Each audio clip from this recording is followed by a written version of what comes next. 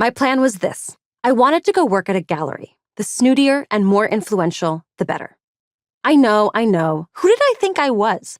A normie Philistine, my prospective employer's words, can't just show up at an art gallery demanding a job, especially not in New York City.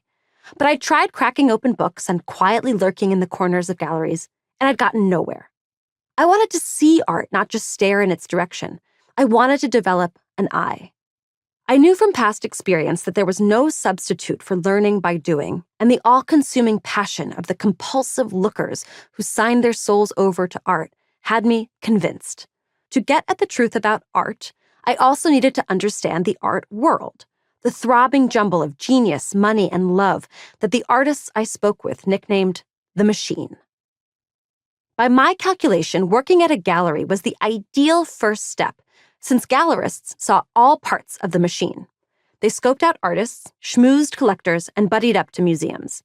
Best of all, a friend of mine who knew the international gallery scene assured me I was supremely qualified for an entry-level gallery attendant role. "You have," he said approvingly, "an excellent resting bitch face." And yet for months I hit only dead ends. I spent the summer chatting to as many art pros as would meet with me, and after emailing half the population of Brooklyn, the epicenter of the city's artsy and avant-garde, I finally managed to unearth some gallerists who weren't allergic to talking to an unfamiliar journalist. After peppering them with questions about art, I'd gently steer the conversation to all the reasons I was desperate to work for them. I offered to get their coffee, dry cleaning, anything to get inside. It was going about as well as an FBI agent wearing his badge to a job interview with the mob. The word spy came up more than once. I tried applying to assistant jobs I found online with the idea that I'd explain the whole spy situation once they met me, but that was before a gallerist broke the news that even a no-name artist looking for an unpaid studio assistant would get 100 applications, and any opening at a gallery would get approximately 3 times that many. No wonder no one wrote me back. Then, a glimmer of hope. A woman who ran a cool gallery in Chinatown loved the idea of letting me come shadow her.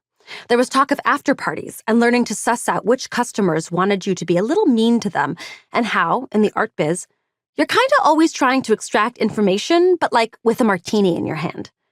I emailed her about setting up a date. I followed up about setting up a date. I never heard a peep from her again. But I did get an email from someone named Jack Barrett, who ran a gallery called 315 in downtown Brooklyn. The woman who ran the cool Chinatown gallery had apparently mentioned me to Jack, and Jack asked if I'd like to speak. I would, very much. I'd never heard of 315 Gallery, which says more about me than Jack, but when I mentioned his name, people universally sang his praises. He was a rising star who saw through the bullshit, had a cool program, and was not only really sweet and nice, but also in it for the long haul. His gallery, an out-of-the-way spot for the in-the-know, focused on emerging artists, a polite euphemism for up-and-coming artists who you probably don't know and may never hear of. Jack gave lots of artists their first chance to show in the city, which immediately piqued my interest. I was more curious to witness the convulsions of art history being born than to hear the romanticized myths of the conquering heroes. And Jack was exactly the sort of person who helped the Andys and Jean-Michels of today become the Warhols and Basquiats of tomorrow. Plus, Jack possessed one extremely attractive quality that set him apart from nearly everyone I'd contacted thus far. He was interested in meeting me.